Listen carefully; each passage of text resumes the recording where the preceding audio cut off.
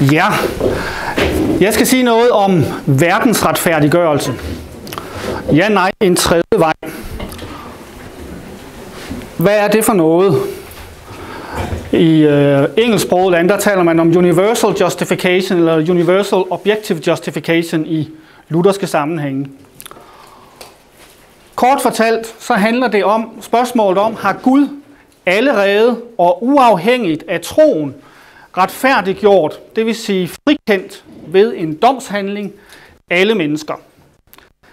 Det har man diskuteret længe, og det begynder med kalvinismen. Kalvinismen den lærer ikke, at Gud har retfærdiggjort alle mennesker, men del af den tidlige kalvinisme lærte, og del af kalvinismen lærer stadigvæk, at de udvalgte, som i sidste ende bliver frelst, de blev altså retfærdiggjort, før de kom til tro.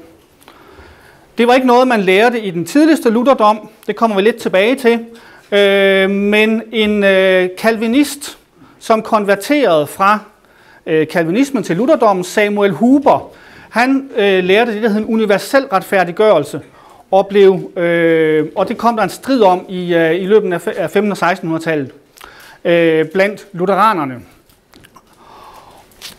Hans lære blev forkastet.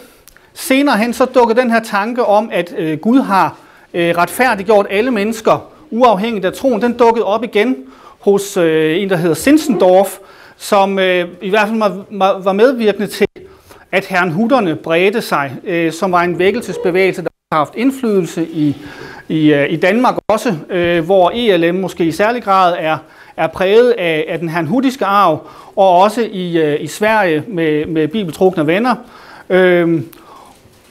I Sverige, der har man en del strid omkring det her mellem de herrnhutisk prægede og så pietisterne.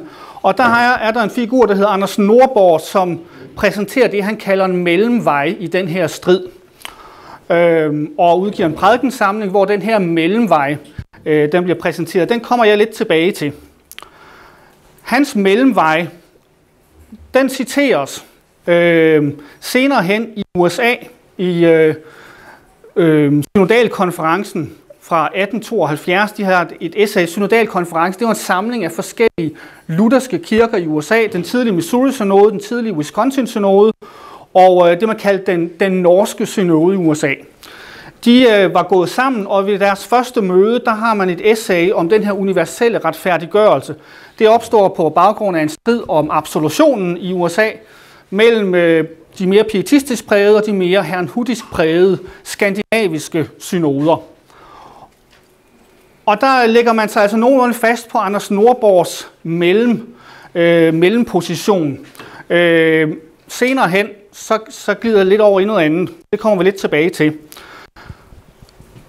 Man har nemlig diskuteret, hvad denne her universelle retfærdiggørelse, som altså kommer via skandinavisk lutherdom til de store synoder i USA, de mest konfessionelle synoder i USA, den udvikler sig i flere retninger.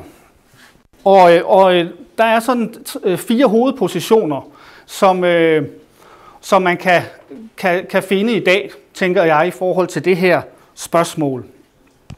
Der er selvfølgelig en masse, altså det er jo ikke fordi folk de enten er på den ene eller den anden, men der er sådan 4 hovedtyper af positioner i det her spørgsmål om, hvorvidt alle mennesker allerede er retfærdiggjort. Der er det, jeg har kaldt den rene verdensretfærdiggørelseslære. Her der lærer man, og det er noget af det, man især har kunnet se i Wisconsin-synoden, og egentlig også det, der stemmer mest overens med Huber, og også, vil jeg mene, med nogle af de skandinaviske fortalere for universel retfærdiggørelse. Tanken her, det er, at Gud har ved Kristi død eller ved Kristi opstandelse allerede retfærdiggjort alle mennesker. Han har frikendt dem fra de anklager, som der måtte være imod dem, altså for Guds domstol. Og så skal troen acceptere det her. Man lærer ikke alles frelse. Der er ikke nogen af dem, der lærer det her universel retfærdiggørelse, der lærer alles frelse. Men der er altså nogen, der lærer, at den her frikendelsesdom, den er allerede lavet. Der er ikke en ny frikendelsesdom, når man kommer til tro. Gud har allerede retfærdiggjort mennesker, og det skal man så acceptere, for at man får gavn af det. Det er det, man vil sige. At man skal acceptere det, man skal tro på det her for at få gavn af det. Så er der det, jeg har kaldt position 2, og der nærmer vi os midten. Jeg burde egentlig have vendt om på 3 og 4, det gjorde min kone mig opmærksom på i går aftes, men der havde jeg sendt handoutsene. Fordi man kan sige, at midten den er nok et sted mellem 2 og 4. Position 2, som er det, Anders Nordborg i Sverige nogenlunde lærte, som den tidlige synodalkonference lærte, også vil jeg mene, og så Tom Hart i Sverige senere hen i det 20. århundrede. Der lærer man, at der er en eller anden form for frikendelse af hele verden i Kristus, men det ændrer ikke på, at der finder en virkelig retfærdiggørelse sted, når et menneske kommer til tro. Mennesker, der ikke tror, de er ikke i egentlig forstand retfærdiggjort. Man skal tro, for at man bliver frikendt for Guds domstol. Så har vi position 3. Den kategoriske afvisning.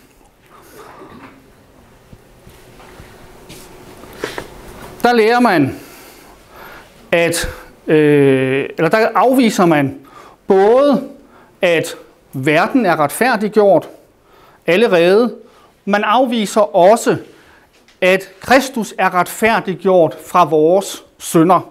Altså at Kristus på en eller anden måde blev absolveret fra vores synder i sin opstandelse, som er noget af det, som de andre positioner her vil pege på i den lutherske ortodoksi, blandt andet hos Johann Gerhard, der taler om, hvordan Kristus han blev frikendt fra vores synder. Men det vil man altså afvise i den her position 3. Det er der blandt andet en, der blev smidt ud af Wisconsin-synoden for nogle år siden for at lære det her. Han vil benægte, at Kristi opstandelse, den er en retfærdiggørelse af Kristus på nogen måde. I hvert fald på anden måde, end at den demonstrerer hans retfærdighed. Han siger, at Kristus han bliver ikke retfærdiggjort fra vores synder på nogen måde. Så har vi det, jeg har kaldt position 4, og den sådan fremmeste repræsentant for det er en svensker, Rune Söderlund, som har skrevet om det her i nogle artikler. Han er skeptisk over for begrebet, men han fordømmer alene det, jeg vil kalde position 1, altså den rene verdensretfærdiggørelseslære. Og hvis man nærlæser ham og Tom Hart, som kendte hinanden og citerer hinanden også i det her spørgsmål, så er det stort set det eneste, de egentlig er uenige om, det er, hvorvidt man skal bruge det her ord verdensretfærdiggørelse om det, der skete med Kristus i hans opstandelse. Det andet er man i realiteten enige om. Så det er nærmest en midterposition, hvor det bliver et spørgsmål om ord. Hvad siger man om Kristi opstandelse? Er den en retfærdiggørelse af verden på en eller anden måde i Kristus fra verdens synder, eller er det blot en retfærdiggørelse af Kristus fra verdens synder, som så har indflydelse på, om vi kan blive retfærdiggjort over for Gud?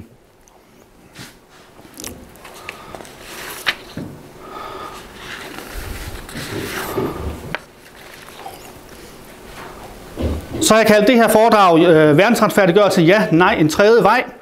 Og der vil jeg sige lidt først om det her ja med et spørgsmålstegn.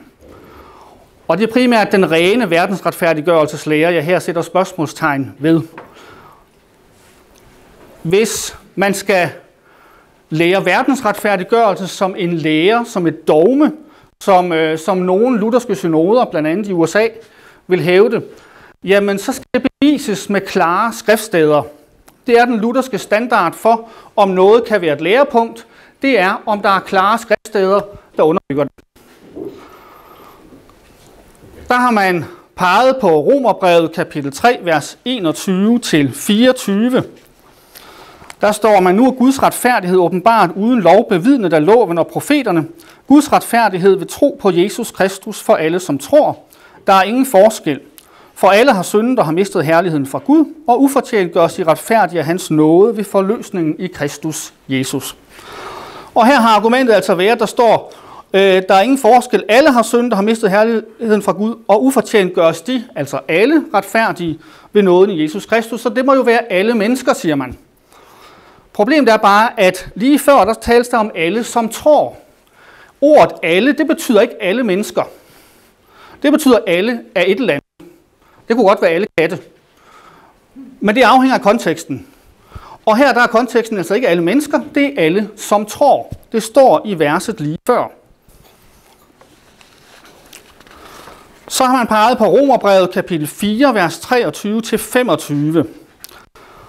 Der står der, men ikke for hans skyld alene står der skrevet, at det blev tilregnet ham.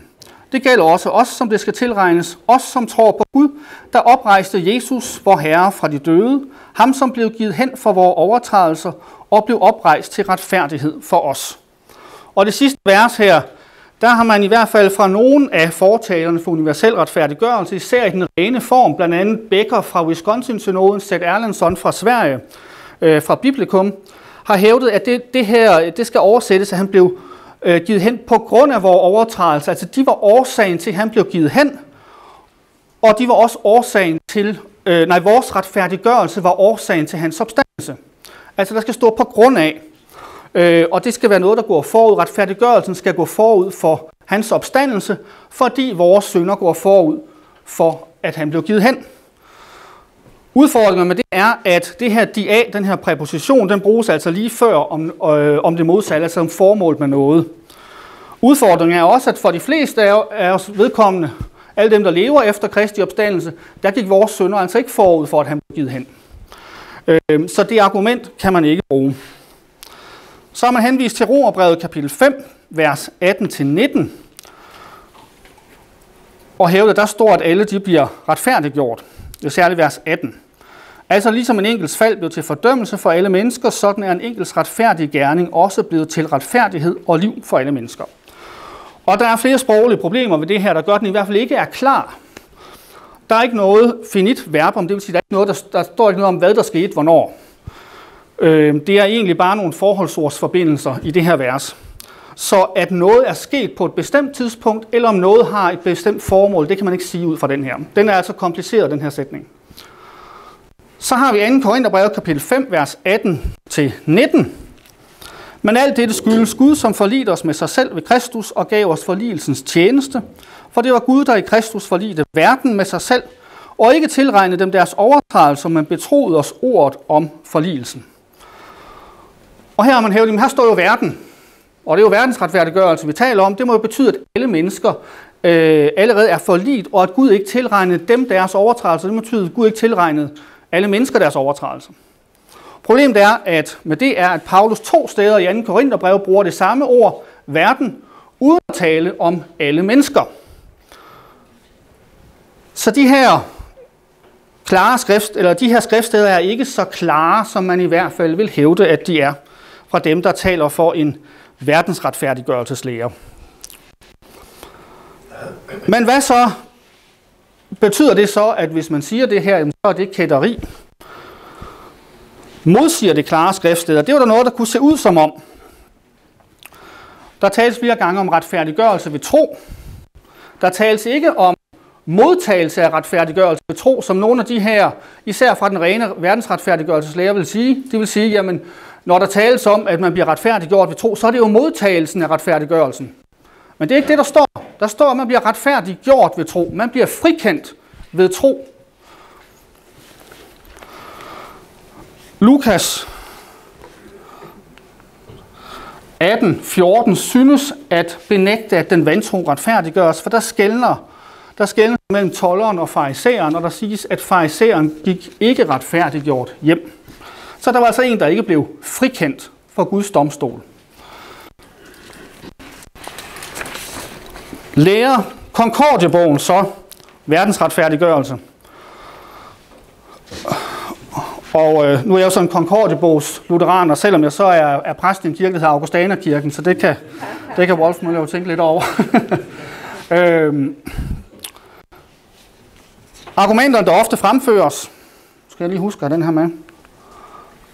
Argumenterne, der ofte fremføres, det er, at Concordiebogen taler om, at syndernes forladelse, det er det samme som retfærdiggørelse, og når der så tales om, at syndernes forladelse bliver vundet på et bestemt tidspunkt, uddelt og taget imod, jamen så kan vi også slutte derfra, at det samme må gælde retfærdiggørelsen. Så må der være en retfærdiggørelsesdom, der går forud, som man så modtager ved tro. Problemet er, at de steder, man bruger i Concordiebogen, der taler om det, taler ikke sådan om syndsforladelsen i sådan en abstrakt forstand som retfærdiggørelsen. Der tales om modtagelsen af syndernes forladelse. Det er apologien for den Augsburgs bekendelse 476. Der står, at derfor slutter vi således, at modtage syndernes forladelse er at blive retfærdiggjort. Og lige inden der har Melanchthon talt om, at syndernes forladelse er først og fremmest nødvendig i retfærdiggørelsen. Så har man brugt apologien 445. Denne specielle tro, ved hvilken enhver tror, at synderne forlades ham for Kristi skyld, og at Gud er nådig og forsonet for Kristi skyld, er det altså, som modtager syndernes forladelse og retfærdiggør os. Så her har vi igen de begreber, der ligesom pares i Concordiebogen. Det er ikke syndsforladelsen og retfærdiggørelsen. Det er modtagelsen af syndsforladelsen og retfærdiggørelsen. Altså syndernes forladelse, det er grundlaget for frikendelsesdommen over for Gud. Det er ligesom det er vores dokumentation. Vi kan komme frem for Guds domstol med at sige, jamen min synder er forladt, derfor skal jeg frikendes. Men det er ikke sådan, at det, at Kristus har vundet syndernes forladelse, at det er det samme som en frikendelsesdom. Syndsforladelsen er grundlaget, det er det, der gør, at vi kan retfærdiggøre os. Og syndernes forladelse er altså det samme som når Concordieformen taler om den retfærdighed, der gælder over for Gud. Så det er altså den retfærdighed, vi kommer med til Guds domstol. Det er dokumentet, der gør, at vi ikke kan dømmes for Guds domstol, men må frikendes. Men det er altså ikke dommen. Det er ikke en udskrift af dommen, den syndsforladelse. Det er dokumentet, der gør, at vi frikendes for Guds domstol. Concordiebogen, og det er fordi, jeg læser så meget engelsk, så jeg kommer til at skrive AC, der mener jeg virkelig CA, det skriver vi på dansk med Confessio Augustana. Confessio Augustana, artikel 4, der står, at vi retfærdiggør os derimod gratis på grund af Kristus ved tro, nemlig når vi tror, at vi tages til nåde og får syndernes forladelse på grund af Kristus. Så vi retfærdiggør os, altså når vi tror, at vi får syndernes forladelse. Når vi modtager syndernes forladelse ved tro, så retfærdiggør os vi. Syndernes forladelse findes allerede, gives i evangeliet. Vi modtager det ved tro, og på grundlag af det retfærdiggør os vi over for Guds domstol. Der står nogenlunde det samme her i Concordieformens solido declaratio, altså den uddybende forklaring. 3.13. Troen retfærdiggør nemlig ikke, fordi den er sådan en god gerning og skøn dyd, men fordi den i løftet i det hellige evangelium griber og tager imod Kristi fortjeneste. Så den modtager Kristi fortjeneste, Kristi retfærdighed i evangeliet. For Kristi fortjeneste må tilegnes ved troen, hvis vi skal blive retfærdige ved den. Altså hvis vi skal retfærdiggøre os ved den. Så Kristi fortjeneste er noget, der allerede findes, som vi modtager ved troen. Og på grundlag af det, på grundlag af den syndsforladelse, den retfærdighed, som Kristus har præsteret for os, bliver vi retfærdige over for Gud.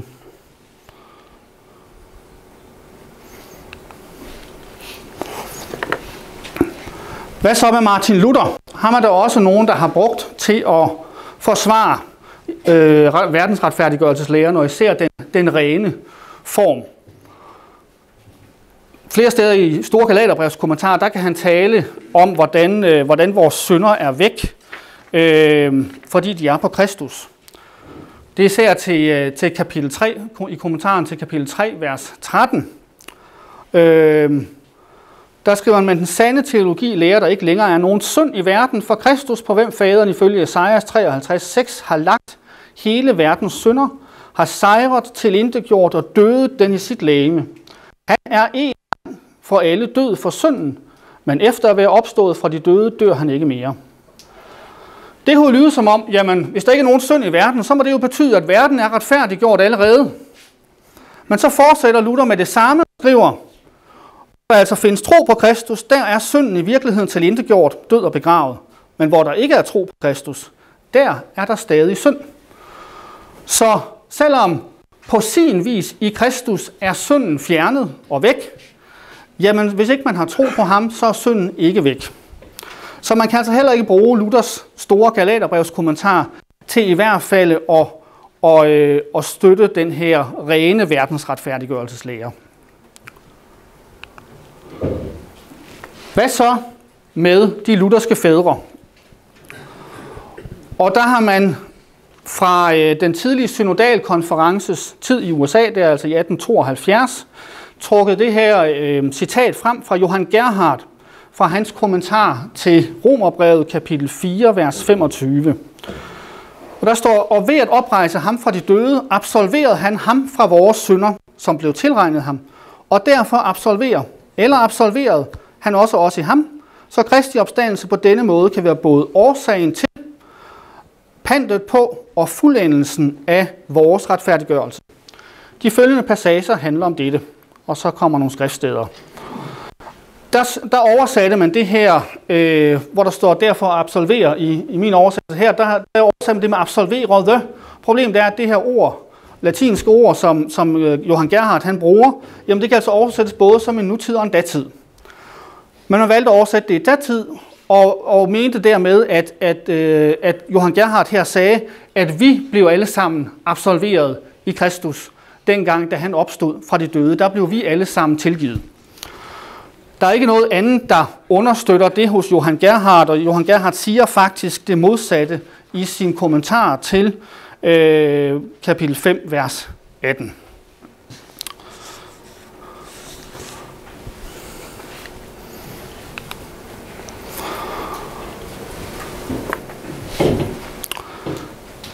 Bagved verdensretfærdiggørelseslæren og også dens fremkomst, er der nogle andre problemer for mig at se.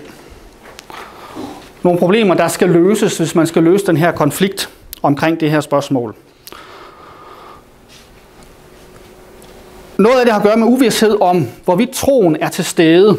Og det blev forårsaget i 1600-1700-tallet, da man begyndte at oversætte skrifter fra engelske puritanere til tysk. Og det var blandt andet de her oversættelser, der gjorde, at pietismen fremstod i Tyskland. Disse skrifter havde en anden åndelighed, end man havde haft i luthersk sammenhæng ellers. Fordi puritanerne var jo kalvinister og havde lært, måske ikke så meget af Calvin, men i hvert fald nogle af Calvins efterfølgere, at der findes et falsk tro. Og der er nogle af dem, som tror, at de tror, de er ikke forudbestemt til frelse, men til fortabelse. Og det gjorde, at puritanerne fik sådan en meget indadvendt åndelighed, hvor de skulle finde ud af, om de nu var blandt de udvalgte, om de nu havde en sand tro. Så der blev sådan en meget selvanalytisk tilgang til kristentroen. Og det omplantedes i lutherske sammenhænge, og var det, der førte til pietismens begyndelse. Den her fornemmelse af, at man ikke kunne vide, om man havde en sand tro, så det skulle man på forskellige måder forsøge at nå frem til. Det blev til en meget psykologiserende og også grænsende til moralistisk kristendom, hvor man skulle tjekke sine gode gerninger, tjekke sine motiver og virkelig dykke ind ned i selvanalysen. Og det var i den kontekst, at Zinzendorf han genopdagede, og Herrnhuterne genopdagede verdensretfærdiggørelseslæren, fordi hvis vi allerede er retfærdiggjort, jamen så behøver vi jo ikke at lede efter vores tro først, så er vi jo retfærdiggjort. Problemet er bare, at det her problem, som den her psykologiserende kristendom er udtryk for, jamen det kan ikke løses med verdensretfærdiggørelseslæren, medmindre man tager det fulde skridt og siger, jamen så lærer vi, at alle mennesker frelses. For så længe man stadigvæk lærer, at troen er nødvendig til frelse, og det er der jo ikke nogen tilhænger af verdensretfærdiggørelseslæren, der vil benægte, jamen så skal troen stadigvæk være der, hvis man skal frelses. Så kan man sige nok så meget, at jeg er allerede retfærdiggjort før troen. Men hvis det grundlæggende problem er, at jeg ikke kan vide, om jeg tror, så betyder det jo ikke noget for frelsesvidstheden alligevel. Et tredje problem, det er, at verdensretfærdiggørelse, i hvert fald i dens rene form, uden at man også lærer, at alle mennesker bliver frelst, det underminerer retfærdiggørelsen som en domstolshandling. Det underminerer, at retfærdiggørelsen er en sådan frikendelsesdom. Og det var jo det, som reformationen genopdagede. Og hvorfor gør det så det? Jamen, det gør det, fordi hvis man kan være frikendt og stadigvæk ryge i fængsel, hvad betyder sådan en frikendelse så? Hvis man er frikendt fra anklager imod en, og så fordi man ikke accepterer den her frikendelse, det er jo det, man vil sige, så ryger man stadigvæk i fængsel, så er det ikke en domshandling. Så er det et tilbud, og så er man nået lige vidt, som dem, man opponerer imod. Så kalder man det bare noget andet. Et løfte om, at hvis du accepterer, at du allerede er retfærdiggjort, så kan du også blive det rigtigt. Så kan du også blive frelst. Det er det samme som et løfte om, at du kan blive retfærdiggjort. Der er ikke nogen essentiel forskel. Det bliver et spørgsmål om ord. Troen får også den samme eller større rolle, når den skal modtage eller virkeliggøre den her retfærdiggørelse. Hvis den her dom, som Gud afsiger, hvis Gud har afsagt en frikendelsesdom, og det om den så bliver eksekveret, det afhænger af, om jeg nu accepterer den eller ej, så har troen faktisk fået en større rolle, end de pietister, man vender sig imod. Fordi så kan jeg virkelig gøre Guds domshandling. Så verdensretfærdiggørelseslæren i sin rene form i hvert fald, ender ud med ikke at løse problemerne og skabe større problemer, end det, som den forsøger at løse.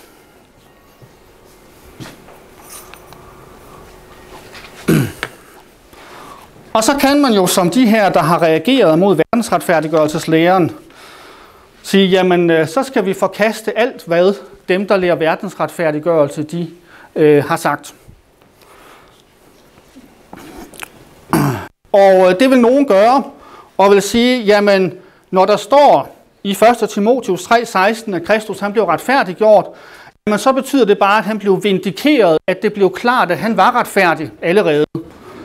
Så det vi skal fokusere på, når det handler om retfærdiggørelsen, jamen det er ikke opstandelsen. Det er ikke, at Kristus blev retfærdiggjort for vores synder, det er hans død og hans lidelse alene. Og så vil man overreagere og også forkaste egentlig det, som Johan Gerhard han siger, og også noget af det, som Luther sagde i det her citat fra Galaterbrevet, som er rigtigt. Man kommer også til at forkaste noget af det, skriften siger, fordi skriften taler om Kristi opstandelse som en retfærdiggørelse af Kristus selv. Han blev retfærdiggjort i ånden, står der i 1. Timotheus 3:16. Skriften taler også om Kristi opstandelse som en årsag til vores retfærdiggørelse. Der står i Apostles Gerninger 13, 37-39. Men han som Gud oprejste så ikke forrådnelse. Det skal I altså vide, brødre, at det er ved ham, der forkyndes jeres syndsforladelse. Og i alt det, hvor I ikke kunne gøres retfærdige ved Moseloven, bliver enhver, der tror, gjort retfærdig ved ham. Og der er altså et altså her. Det er på grund af Kristi opstandelse, at vi kan få syndernes forladelse og retfærdiggøres ved tro. Romerne 24-25 havde fat i før, hvor tilhænger af verdensretfærdiggørelseslæren vil sige, jamen det må være vores retfærdiggørelse er en årsag til Kristi opstandelse.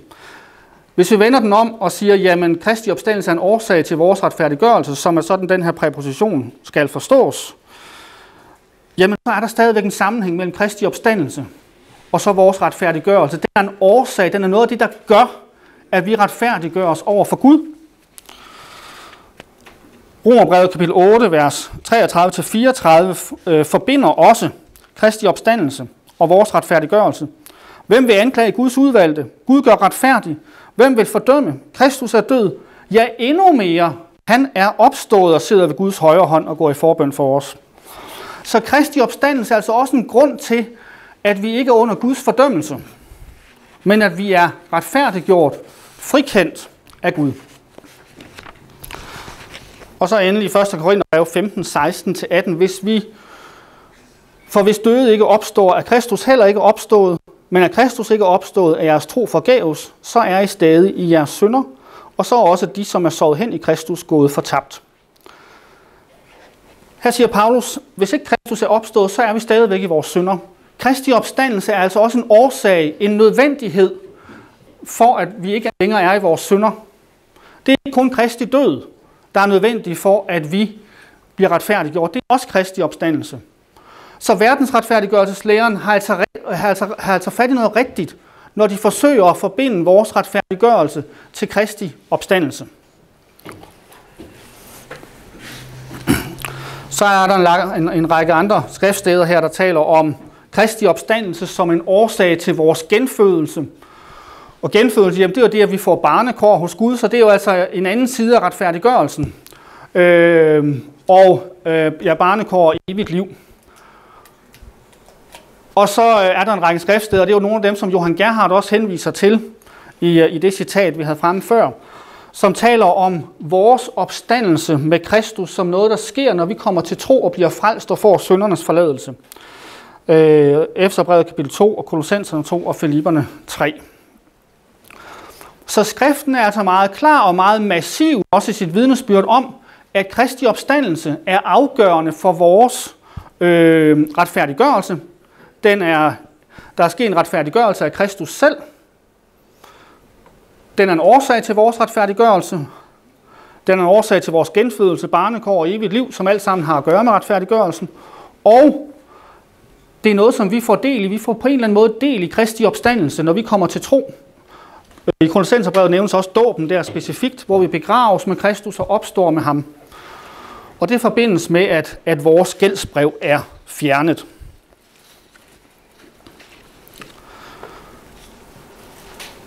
Hvad siger Konkordie-formlen om det her? Jo, den inkluderer Kristi opstandelse i vores retfærdighed over for Gud. Og det er Konkordie-formlens solido declaratio. Der har jeg glemt at skrive artikel 3, men så stykke 14.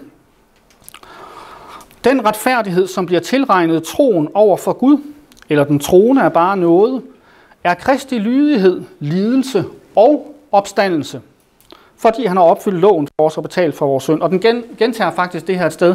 Nogle gange så taler den om Kristi lydighed og lidelse og død, men 2 steder der taler den om Kristi opstandelse som noget, der er en del af den retfærdighed, der tilregnes os ved tro. Og hvordan kan det nu være? Hvordan kan Kristi opstandelse være noget, der tilregnes os ved troen? Kristus, han har fuldbragt sit frelserværk, da han døde på korset. Det siger han selv, det er fuldbragt. Han har gjort det, der fortjente vores frelse, da han færdiggjorde sit værk på korset. Men hans opstandelse har altså betydning for vores retfærdiggørelse over for Gud, for at vi kan blive frikendt over for Gud. Konkordieformens forfattere kan tale på en lignende måde. Og hvis man skal finde ud af, hvorfor står der det her i Konkordieformen, hvorfor har den opstandelsen med, så må vi jo se på, hvad siger dem, der skrev Konkordieformen. Martin Chemnitz, han har en håndbog for præster, hvor han taler om, hvordan Kristus erhvervede ved sin opstandelse og himmelfart, retfærdighed og evigt liv for dem, som tror på ham. Han taler om, hvordan Kristus han led og døde, men så er det ved sin opstandelse og himmelfart, han erhverver retfærdighed og evigt liv. Og det er altså 2 sider af samme sag for Martin Chemnitz. I sin eksamination af Tridentinerkoncilet, det er sådan et flerbindsværk, hvor han gennemgår det romerske Tridentinerkoncil, deres beslutninger i detaljer og tilbageviser den romerske lære og dens fordømmelse af lutherdommen. Der taler han om, hvordan opstandelsen var Guds accept af Kristi offer, og derfor er en del af vores retfærdighed over for Gud. Jacob Andrea, som også var en af Konkordieformens forfattere, han taler i nogle prædikener, han holdt om retfærdiggørelse. Nogle af de prædikener, der var baggrunden for Konkordieformlen. Det var dels Martin Chemnitz' værker, men også Jacob Andreas prædikener om de her omstridte spørgsmål, der var baggrunden for Konkordieformlen. Og der taler han om retfærdiggørelsen som en levendegørelse med Kristus, med henvisning til Efeserne 2. Og det taler sig faktisk også om i Konkordieformlen. Der har man sådan i senere tradition, både når det handler om genfødelse og levendegørelse, der har man tolket det ud fra omvendelsen. At det skulle handle om omvendelsen, at man kommer til tro. Det er for mig at se noget, man har importeret fra reformeret kristendom. Den måde Konkordieformen taler om det på, det er som ord, der bruges om det samme som retfærdiggørelsen. Altså genfødelsen, at vi bliver Guds børn, og så at vi bliver levendegjort med Kristus. Kytræus han taler på samme måde som Jakob Andrea. Og i store Galaterbrevs kommentar, som Konkordieformen henviser til, står der noget i retning af, at hvis man vil vide mere om det her spørgsmål, retfærdiggørelse, så skal man bare slå op i Luthers store Galaterbrevs kommentar. Så den har sådan, for os Konkordiebogs lutheraner, sådan lidt halvbindende karakter. Og der kalder Luther flere steder Kristi opstandelse for vores retfærdighed. Blandt andet i kommentaren til kapitel 1, vers 1 og kapitel 3, vers 13. Han taler om det på en lidt anden måde end Johan Gerhard. Johan Gerhard han taler meget om det som om Kristus han passivt bliver retfærdiggjort eller absolveret. Luther han taler om det mere aktivt som en sejr, men ikke bare en sejr over djævlen, som om det var sådan en eller anden kosmisk akt, men en sejr over Guds vrede, over synden og over djævlen som anklager. Det lærte vi om før, og det er også i den sammenhæng, vi skal se Kristi sejr over djævlen. Det er altså som det er ikke sådan en dualistisk kamp mellem to næsten lige store magter. Det er en retssagssejr, som han vinder ved sin opstandelse. Og det er den måde, Luther han taler om det, for mig at se også. Luther han taler i sin husbostille,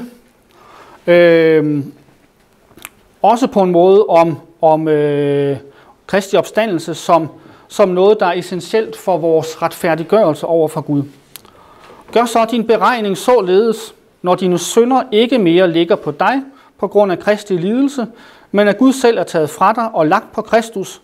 Og når de nu påskedag efter hans opstandelse heller ikke ligger på Kristus, hvor kan de så være blevet af? Og så taler han om, hvordan de er kastet i havet, de her synder. Så Kristi opstandelse er altså der, hvor synden fjernes fra Kristus. Og det hænger sammen med, at syndens løn er død, og Guds nådegave er evigt liv.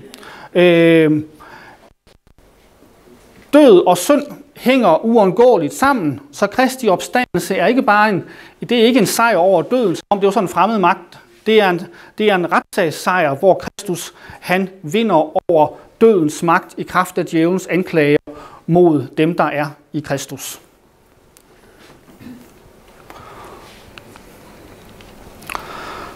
Flere af de lutherske fædre kan tale på lignende måde. Johannes Brentz, som var reformator i Sydtyskland, han var sådan en, der overlappede lidt med han levede ikke, da Konkordieformen blev lavet, men han levede længere end både Luther og Melanchthon, men var samtidig med dem. Vi havde Luther og Melanchthon i nord, så havde man Brentz i syd, som var den store reformator der.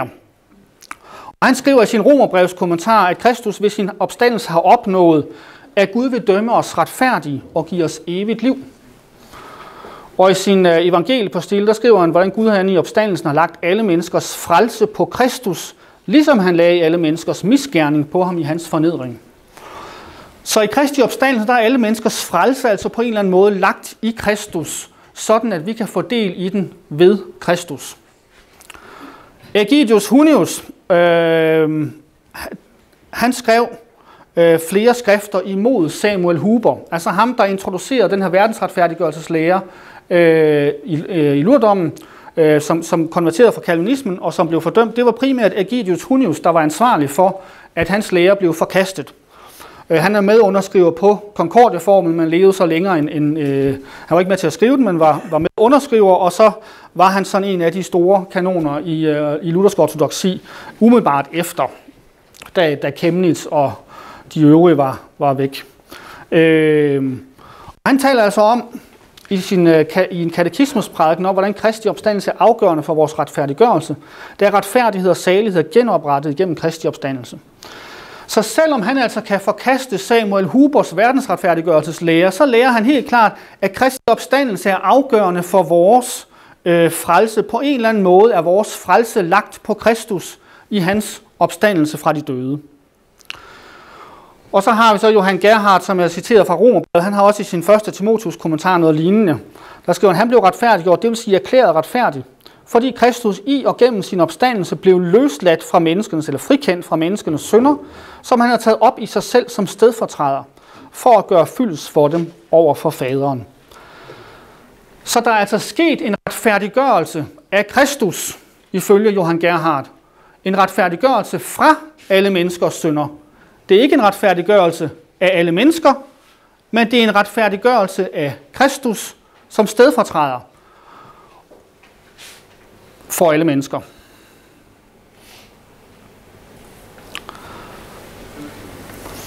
Så det rene ja til verdensretfærdiggørelseslæren, eller ja til den rene verdensretfærdiggørelseslære, er ikke noget, der kan støttes på skriften, eller de lutherske bekendelser, eller de lutherske fædre. Det rene nej, hvor man siger, jamen det er alene Kristi død, der har betydning for vores frelse, og så skal vi skelne skarpt mellem forsoning og retfærdiggørelse, som nogen vil sige. Jamen det er heller ikke helt i overensstemmelse med Luthers tradition. Det er ikke et skarpt skel mellem forsoning og retfærdiggørelse, man har haft, sådan som nogen vil hæve det i dag, som er modstandere af verdensretfærdiggørelseslæren. Det er en forskel, der er mellem, hvad der sker i Kristus, og hvad der sker med os. Problemerne, der for mig at se må løses, før man kan komme til bunds i det her, jamen det er problemer med, hvad vil det sige at være en stedfortræder? Det er noget, vi taler om, og så går vi måske ud fra, at det ved vi alle sammen, hvad det er. Men det kan betyde flere ting. Det kan betyde en, der ligesom er en repræsentant for nogen, og det man gør, det gælder for dem. Det kan også betyde nogen, der gør noget i stedet for nogle andre, og så overgår det ikke dem. Og så kan man spørge, jamen, hvis Kristus er død i stedet for mig, så må den umiddelbare virkning jo være, at så er jeg også retfærdiggjort. Det er jo den logik, man nemt kommer til at bruge. Og hvorfor er troen så overhovedet nødvendig, kan man også spørge. Et andet problem, det er problemet med at forklare, hvad er det, troen tilegner sig? Hvad er det, troen modtager? Man taler om, at troen modtager Kristi fortjeneste. Men hvad vil det sige, at troen modtager det? Hvorfor skal vi tro? Hvorfor er det det, der er afgørende? Problemerne hænger for mig at se sammen og skyldes noget, som jeg ikke mener, man kan læse i den lutherske ortodoksi, men lutherdom fremstilles ofte sådan, at man adskiller det forensiske, det vil sige det juridiske og det virkelige. Så såvel Kristi stedfortrædelse, det at han træder i stedet for os, og Kristi retfærdighed gøres til det, jeg vil kalde en juridisk fiktion. Og en juridisk fiktion, og det mener jeg, at en domstol, det er noget, man taler om i jurens verden også, og det var noget, som Romerkirken beskyldte lutherdommen for, og som Martin Chemnitz, han bruger faktisk nogle sider på at forsvare sig imod det. Det gør Johan Gerhard også senere. Og anklagen her, det er, at man lader som om, at det er synderen, der har været retfærdig. Gud, han lukker øjnene, eller også så laver han sådan et regnestykke i sit hoved, og så overfører han Kristi retfærdighed til os, uden noget virkeligt grundlag for det. Man opfinder et faktum, uanset om der er belæg for det.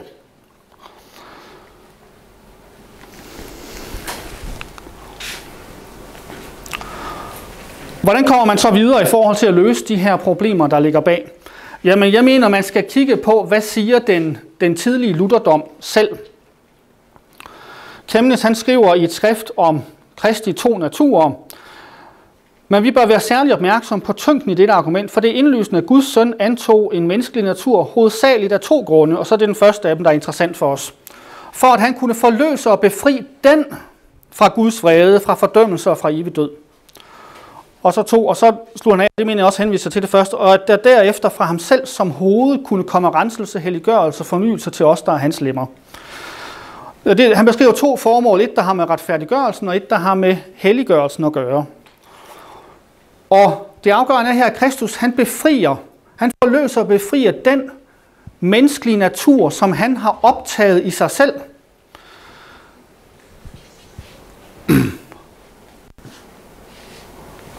Og det er noget af det, som Chemnitz han beskriver nærmere i et af sine nadverskrifter. Martin Chemnitz, som var en af medforfatterne af Concordiebogen,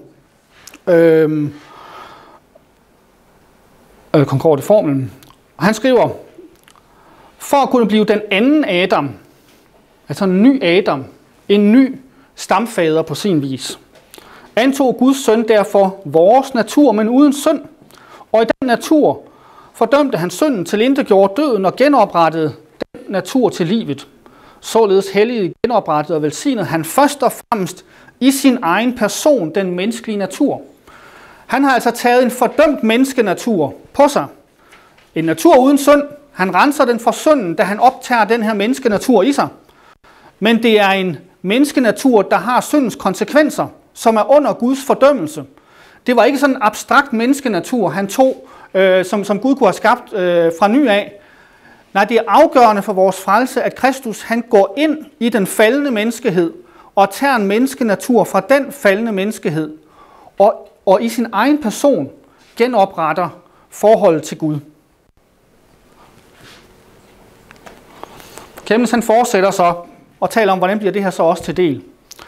For på denne måde poder han så at sige vores elendige og fordærvede natur ind i sin menneskelige naturs hellige og livgivende masse, som Kyrill siger, så vores fordærvelse og elendighed bliver helbredt og fornyet gennem denne mest inderlige forening. Her taler han om den hellige nadver. Og det han har talt om her, det er altså også retfærdigheden, hvordan vi bliver befriet fra fordømmelse. Det er ikke bare helliggørelse, det taler han også om i den forbindelse her. Men det er altså også vores frikendelse over for Gud. Det sker altså, fordi vi podes ind på Kristi menneskenatur, som er blevet befriet fra vores synder på grund af hans stedfortrædende værk. Kristi menneskenatur er blevet befriet fra fordømmelsen. Den er retfærdiggjort allerede i kraft af Kristi opstandelse og himmelfart. Og så podes vi ind, ligesom når man poder en gren ind på et træ, tager den fra et dårligt træ og ind på et godt træ. Så får vi altså del i det gode træ, og alt det, som det gode træ har.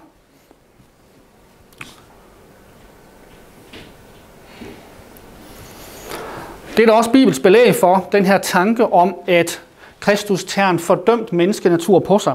Det er altså ikke bare sådan en gold tilregnelse, hvor det er sådan et matematisk stykke i himlen, hvor Gud overfører noget på en eller anden konto. Nej, Kristus han tager en virkelig fordømt menneskenatur på sig. Man har diskuteret, om det er en falden menneskenatur. Det kommer ind på, hvad man mener med det. Dem uden synd.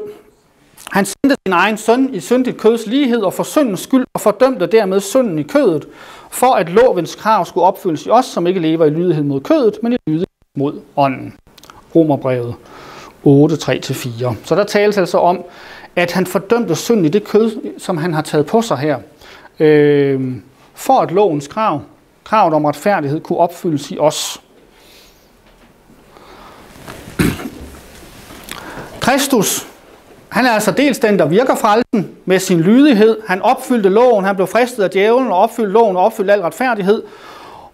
Og så led og døde han, som om han ikke havde gjort det, fordi han havde taget en fordømt menneskenatur på sig og blev angrebet af djævlen, der anklagede ham med urette og fik ham dømt og straffet.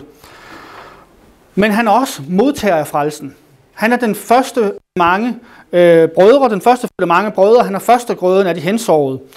Kristus, han er altså den første modtager af frelsen. Gud har, som Brint sagde, lagt frelsen på ham. Lagt retfærdiggørelsen på ham. Og derfor så findes der noget. Der er noget, der allerede findes, som troen kan modtage. Det er jo det store problem, som verdensretfærdiggørelsen, et af de store problemer, verdensretfærdiggørelseslæren forsøger at løse, det er, der må jo være noget, troen kan modtage. Noget, der findes allerede. Og det er det noget, jamen det er altså hverken sådan et abstrakt betinget løfte. Hvis du gør sådan og sådan, så kan du blive retfærdiggjort. Det er heller ikke et abstrakt faktum, som vi skal acceptere. Det er allerede sandt for, at det egentlig kan gælde for os. Som i hvert fald den rene verdensretfærdiggørelseslære vil hævde. Nej, det her noget, der allerede findes, jamen det er Kristus selv. Kristus, der har modtaget frelsen selv. Han er allerede retfærdiggjort, ikke fra sine synder, han havde ikke begået nogen, men fra vores synder. Og det er han i sin ophøjelse, hvor han dels er opstået fra de døde, men også er kommet ind i Guds nærhed. Hebræerbrevet beskriver Kristi ophøjelse som, at han som ypperste præst kommer ind i Guds nærhed. Og det er han altså som vores ypperste præst, som vores repræsentant. Johannes Brint han skriver et sted om, hvordan vores hoved er i himlen, og derfor er vi det også, som hans lemmer. Kristi himmelfart er altså også noget, der har at gøre med vores retfærdiggørelse.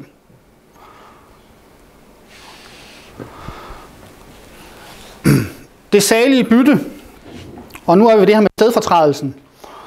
Stedfortrædelsen, jamen, den kan man opdele i to ting. Den ene, det er, at stedfortræderen, han identificeres med dem, han træder i stedet for. Hvis der kommer en vikar, så træder vedkommende i stedet for dem, vedkommende vikarierer for. Han identificeres med dem, så at sige.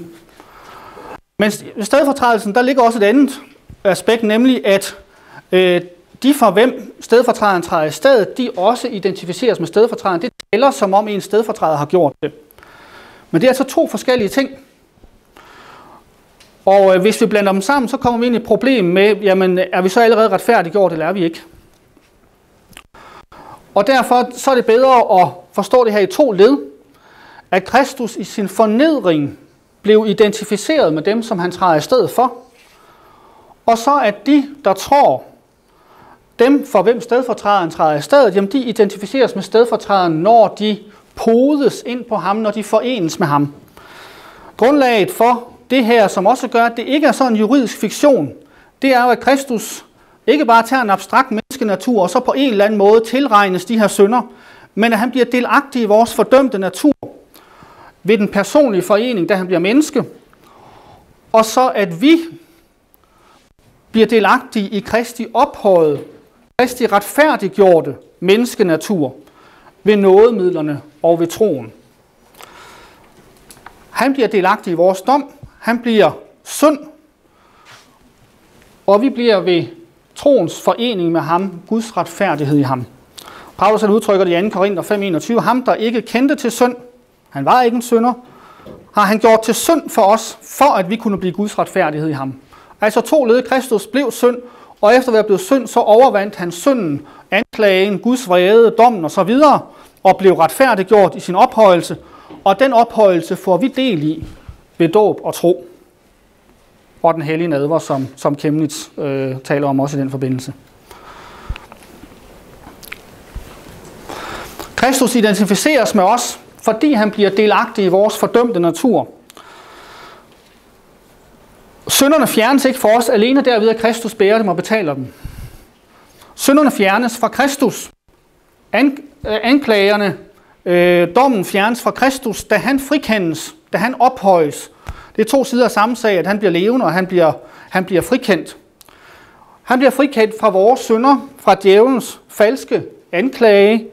Og det er også afgørende, at Gud han selv drager ind i den fordømte menneskehed og fjerner fordømmelsen indefra og grunder en ny menneskehed i sin person som en ny Adam. Og det her med den nye Adam eller en anden Adam, det går igen flere steder i skriften og er også afgørende for forståelsen af det her. Vi er født af Adam, vi genfødes ved dåben som lemmer på den nye Adam, Kristus.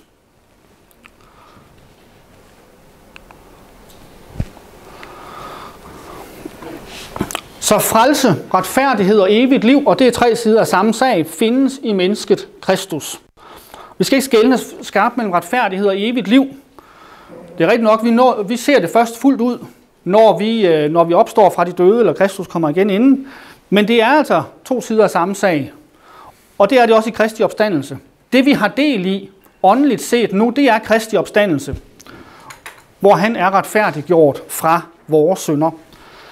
Kristus han er selv nærværende i nådemidlerne som menneske i kraft af genus majestaticum. Og det er den her lutherske lære om, at Kristi menneskenatur har del i den guddommelige naturs egenskaber. Det vil sige, at den kan være alle steder. Det skriver Chemnitz en del om, at det også er afgørende, ikke bare for, hvad Kristus har gjort dengang, men også for, hvordan vi får del i det nu. Det er ikke igennem Kristi guddom, at vi forenes med guddom. Det er igennem Kristi menneskelighed, som er nærværende alle steder. Frelsen den tilegnes gennem delagtighed i den nærværende Kristus som menneske. Det er både Kristi guddommelige og menneskelige natur, der er vores retfærdighed over for Gud, som vi lærte før i Concordieformen artikel 3. Men det er igennem Kristi nærværende menneskenatur, at vi får del i det. Vi identificeres med Kristus, når vi ved dåb og tro begraves, oprejses og ophøjes med Kristus, og når vi ved troen åndeligt spiser ham. Der er ikke nogen modsætning mellem forening med Kristus og forensisk retfærdiggørelse, altså at det er en domstolshandling. Tværtimod, foreningen med Kristus er grundlaget for retfærdiggørelsen over for Gud. Og det taler Concordieformen også om, den her åndelige delagtighed i Kristus som nødvendig for frelsen. Troen er altså ikke først og fremmest et accept af et faktum eller tilbud, men en modtagelse af og forening med Kristus selv, hvor i frelsen er lagt ved Kristi ophøjelse. Og så tror jeg lige, jeg nåede det.